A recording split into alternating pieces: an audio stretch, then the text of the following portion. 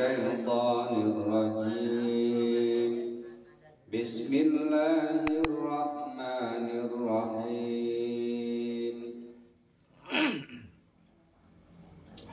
لقد أرسلنا من قبلك في شيع الأولين A'udzu billahi minasyaitonir rajim. Aku berlindung kepada Allah dari godaan syaitan yang terkutuk. Bismillahirrahmanirrahim. Dengan menyebut nama Allah yang Maha Pengasih dan Maha Penyayang. Walaqad arsalna min qablika fi syi'il awwalin. Dan sesungguhnya arsalna kami mengutus min qablika dari sebelum kamu fi syi'il awwalin dalam atau kelompok-kelompok umat-umat al-awwalin, orang-orang yang terdahulu.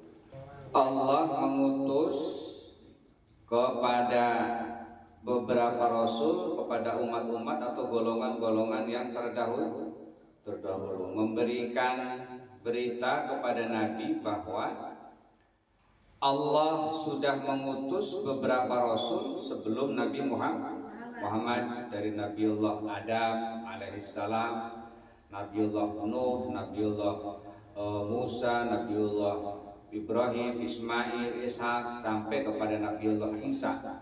Itu dalam golongan terdahulu. Jadi kabilah atau kelompoknya masing-masing. Ada kalau di Nabiullah Isa misalnya disebut dengan Hawariyun, ya, kelompok Hawariyun. Kaum Samud, kaum Ad, ya. Jadi banyak nama-nama kelompoknya itu. Dan semuanya, ya, semua itu adalah utusan Allah. Jadi tidak ada yang dibuat-buat oleh manusia. Mereka menerima wahyu, ya. Mereka juga mendapatkan perintah dari Allah. Jadi bukan diangkat oleh manusia, tapi diangkat mendapatkan wahyu dari Allah. Wa ma ya'tihim mir rasulin dan tidaklah sekali-kali datang seorang rasul pun, dan tidaklah sekali-kali datang kepada mereka, ya, mir rasulin, seorang rasul, illa kanu, kecuali mereka itu adalah bihi, dengan rasul itu yastahziun, mereka memperolok-olok. Tuh jelas, ya, dikasih tahu kata Allah bahwa dan kami tidak pernah mengutus para rasul itu kepada kaum mereka itu, mereka mengejek, mereka mengolok-olok. Jadi maknanya bahwa tidak satupun dari rasul yang diutus oleh Allah tuh enak, ya, tanpa beban. Semuanya pasti mendapatkan ujian, itu pasti. Ahasiban nasu ayyutraku ayyaqulu amanna wa hum la yuftanun. Itu dalam Al-Qur'an, ya. Apakah manusia mengira ayyaqulu amanna, kalau kita sudah mengatakan saya beriman kepada Allah, ya, saya beriman kepada malaikat, saya beriman kepada Rasulullah, kalau sudah ngomong begitu, saya beriman kepada Allah, ayyutraku, ditinggalkan begitu saja, wahum la yuftanun, mereka tidak diuji. Maka jawabannya tidak. Artinya apa? Pasti saat kita mengatakan bahwa Tuhan kami adalah Allah, saat kita percaya kepada Rasulullah, itu pasti diuji. Karena sering saya jelaskan bahwa di dunia ini memang tempatnya ujian. Tuh, ya. Nggak ada nabi di sini, kata Allah. Setiap rasul yang sudah Allah utus itu pasti mereka ada yang mengolok-olokkan. Nabiullah Ayub, ya, Nabiullah Nuh, anaknya dan istrinya, ya kan, semua. Nah, termasuk juga Nabi Muhammad, pamannya Abu Jahal, Abu Lahab, dua tuh ya, Abu Jahal, Umar bin Hisham, Abu Lahab, Abdul Uzza. Dua tokoh inilah yang paling banyak mengolok-olok Nabi ya, yang memusuhi kepada Nabi. Dari 10, Abdul Muthalib punya anak nih 15, yang 5 perempuan, yang 10 ini laki-laki.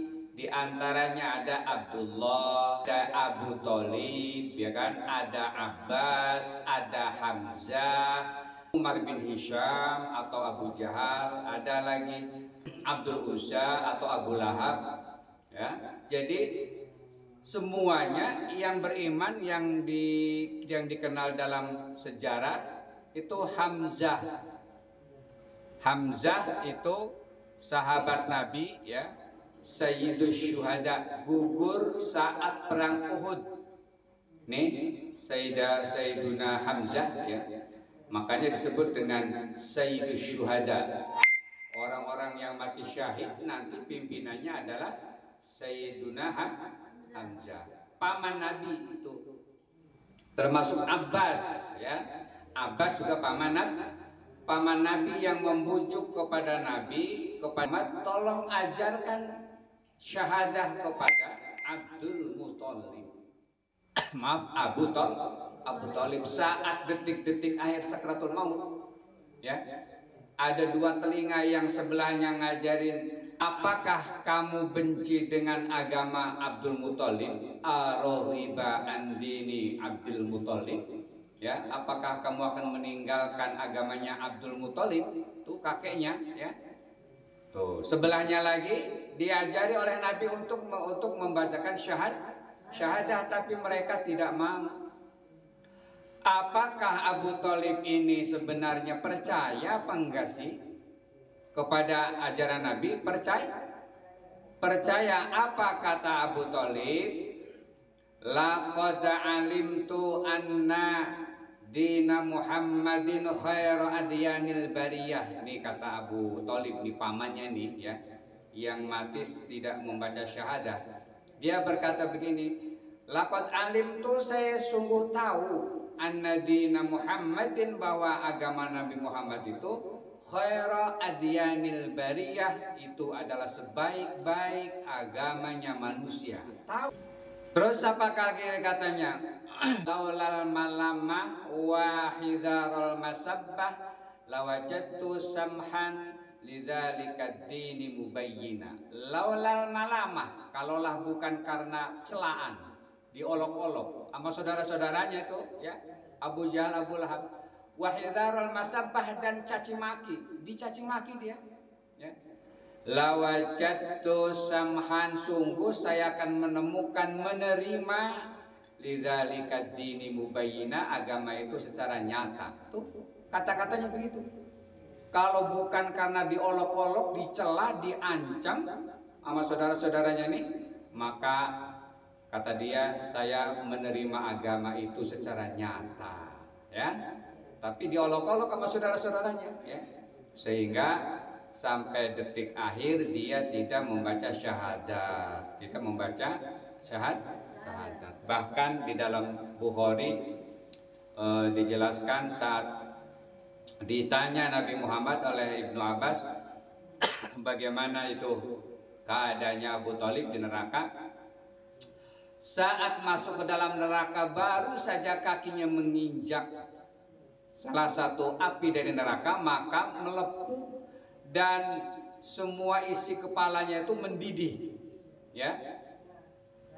Baru nginjak aja kena nih ya, kakinya ini dengan bara sedikit ya, itu semua isi kepala itu mendidih.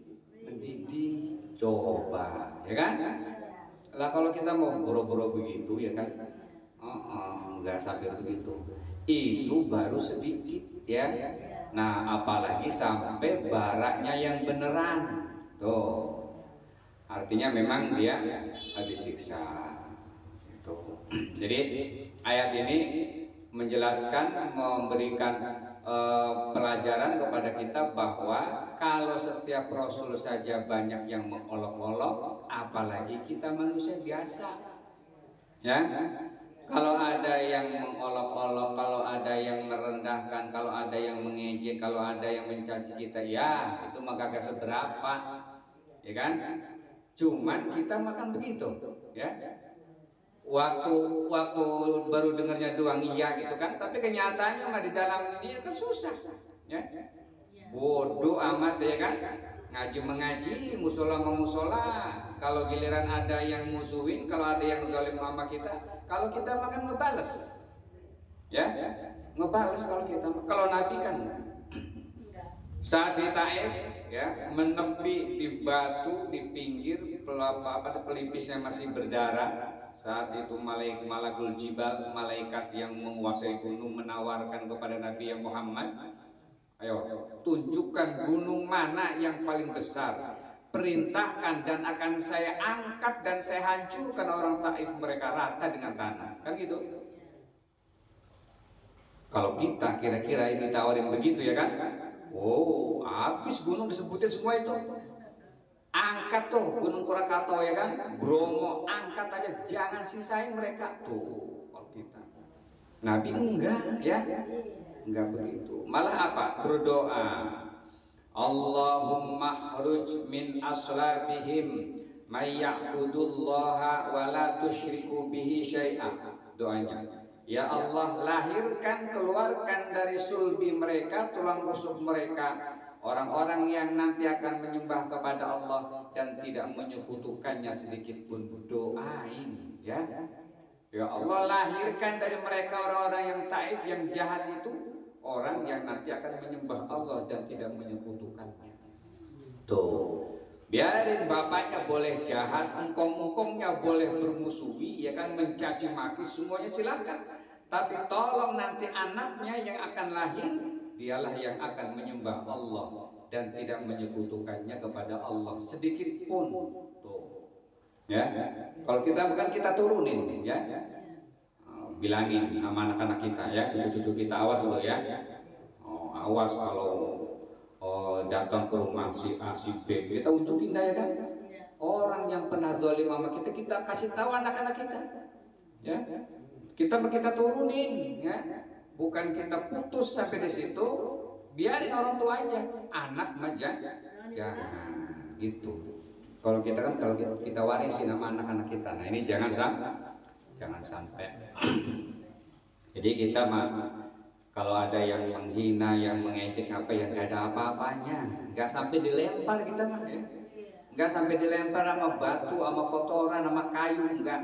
Sama, baru dibilangin aja, diejek gitu.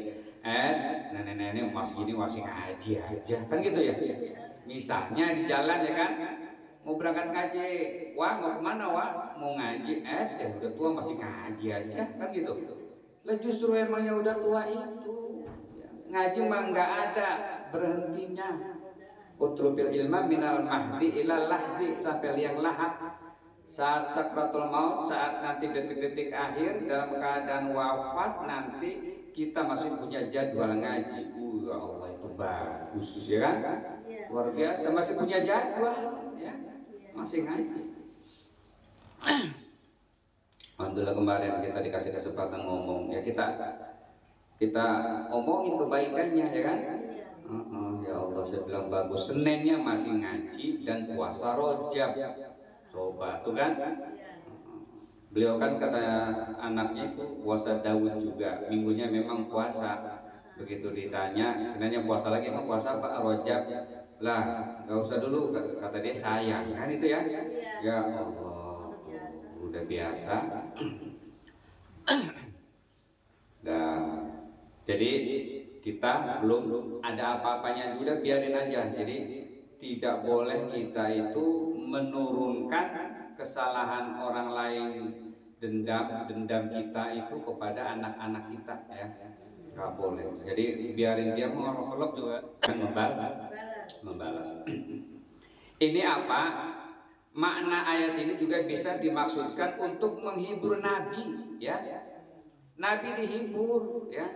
Artinya, ya Muhammad itu belum seberapa, dulu Nabiullah Ayub, ya kan? Allah ujiannya. Nabiullah Yakub berpisah dengan anaknya puluhan tahun, ya, anaknya yang bernama Yusuf, tapi tetap tabah. Ya, jadi belum ada apa-apa. Nah, menghibur Nabi, dan itu dijadikan sebagai dasar bahwa itulah yang membuat kokoh, ya, kokoh Nabi. Walaupun memang Nabi Muhammad sudah dibersihkan, ya. Saat Rasulullah mau Mi'raj itu urija saqfu baiti, ataupun dibukalah atap rumahku, panazala Jibril, turun Jibril, lalu dia itu membersihkan, membelah dada Nabi sampai bersih dengan air Zam-Zam. Dibelah, setelah dibelah dibersihkan dari berbagai macam penyakit hati, ya. Kalau kita makan enggak, ya. Apa penyakit hati? Penyakit sombong, ujub, sum'ah, riya, semua kotoran-kotoran itu dibersihkan semua. Ya. Baru setelah bersih, barulah diisi dengan ilmu dan hikmah. Tuh, ya. Kalau kita membersihkan fisiknya doang, ya kan? Artinya nggak pernah bersih. Nabi sudah dibersihkan, ya. Dibersihkan. Nah, apa itu maknanya? Bahwa ketika kita mau menerima kebaikan, ya, mau menerima ilmu, ya, maka yang pertama kali itu langkahnya harus dibersihkan dulu kita hatinya. Jadi kalau orang misalnya susah memahami ilmu fikih, memahami ilmu hadis, memahami ilmu Al-Quran, bebel gitu, ya. Coba bersihkan dulu itu, ya, hatinya dibersihkan dulu. Bisa jadi dari situ, ya. Karena al ilmu nurun, ilmu adalah cahaya wa nurullahi la yuhda lil asi, dan cahaya Allah tidak akan pernah menjadikan petunjuk kepada orang yang maksiat. Kalau kita masih banyak numpuk-numpuk dosa, bebel, ya bisa jadi wajar, ya. Karena memang kita kotor, ya. Kotor, jadi bersihkan dulu. Makanya dalam tasawuf itu ada namanya takhalli. Takhalli itu artinya membersihkan. Bersihkan dulu, baru setelah dibersihkan tahalli, ya. Tahalli itu menghiasi, mengisi, ya, dengan berbagai macam ilmu pengetahuan. Baru tajalli, terang, ya. Hatinya terang. Nah, itu. Jadi maknanya seperti itu. Lanjut. Kadzalika nasluquhu fi qulubil mujrimin. Demikianlah kadzalika nasluquhu, kami memasukkannya, nasluquhu kami memasukkannya fi qulubil mujrimin, ke dalam hati orang-orang yang berdosa. Jadi Allah memasuk, artinya di sini adalah gambaran bila kami memasukkan ke dalam hati orang-orang kafir rasa ingkar dan memperolok-olok ke dalam hati orang-orang yang berdosa, yaitu orang-orang kafir Mekah. Jadi ya begitu.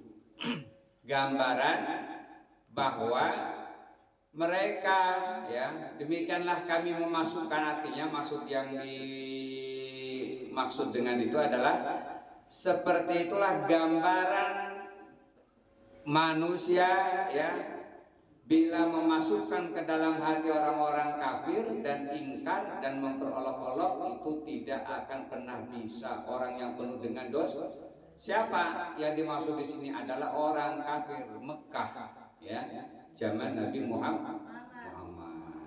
Tuh, jadi orang kalau memang sudah berdosa, ya, kotor, yang memang tidak mendapatkan hidayah, itu memang sebenarnya kalau kita lihat secara tauhid, semua yang terjadi pamannya, semua yang kafir itu sebenarnya adalah sudah merupakan ketentuan Allah. Itu, ya. Jadi tidak ada yang kebetulan, ya. Kenapa Umar bin Hisham tidak percaya, bahkan memusuhinya, itu sudah ketentuan Allah. Tapi sekali lagi, Kalau masalah hidayah, percaya dan tidak percaya ya kepada Nabi itu kan bisa kita pilih ya. Orang mendapatkan hidayah atau tidak, jangan kita langsung mengatakan ini kan kehendak Allah ya. Kita tidak bisa lari dari situ. Mungkin inilah takdir Allah. Kita dalam keadaan kafir ya. Jangan. Kenapa? Karena hidayah Allah itu merupakan pilihan manusia. Ya, pilihan manusia. Kalau memang kita mau dan berusaha, bisa kita mendapatkan hidayah. Jadi jangan asal ngomong aja ya, semuanya adalah hidayah dari Allah. Kok sampai sekarang masih belum sholat juga? Ya Allah, hidayah kali belum ada ya kan? Gampang benar tuh hidayah. Sampai gini hari udah nenek-nenek, udah aki-aki masih juga belum tobat. Ya jawabnya gampang, hidayah, ya kan? Nah, hidayah itu harus dicari, diusahakan, ya. Karena itu kita bisa memilih, ya. Dan Qadariyah berbeda dengan Jabariyah. Kalau Qadariyah, semua yang terjadi pada diri manusia, sakit, sehat, kaya, miskin, semua musibah, penyakit, itu siapa yang menentukan? Manusia. Allah enggak punya peran apa-apa. Tuh, Qadariyah begitu. Allah enggak punya peran apa-apa. Memang dari Allah, iya. Tapi yang menentukannya siapa? Kita.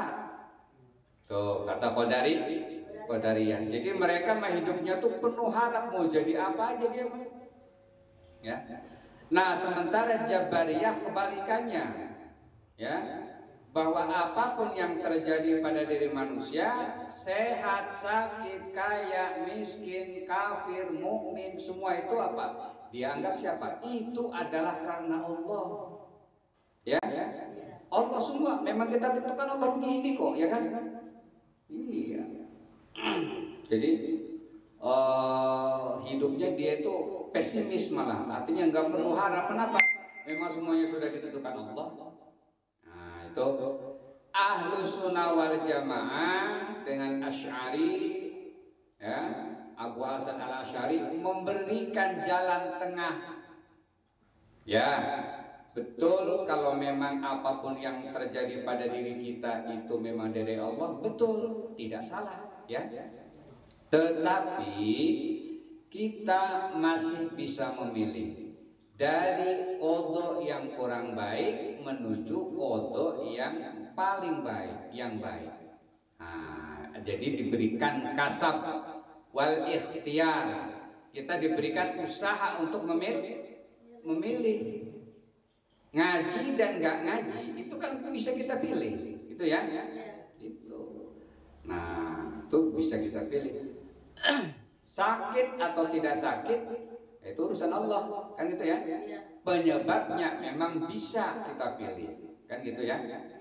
Kata dokter ini udah nggak boleh makan makanan yang ini diunjukin, ini kambing, udah kita kagak nurut gitu ya. Makan aja, langsung kepalanya puyeng, keliengan, dicek ya kan, ternyata darahnya tinggi. Tuh. Jadi kita yang bikin, ya, kita yang bikin. Tapi tetap kepercayaan terakhir tetap semuanya dari Allah, keputusan Allah, begitu ya. Sama aja misalnya dengan kita lahir ya. Dari suku mana itu kita nggak bisa pilih itu ya. Kita ini dilahirkan laki-laki dengan perempuan itu nggak bisa pilih kita. Jangan ada di antara kita nih misalnya yang perempuan kalau begini memang akan menjadi laki dah ya kan. Ngapa sih saya dilahirin perempuan, kan begitu? Nggak bisa ya, karena itu tidak bisa memilih. Allah yang sudah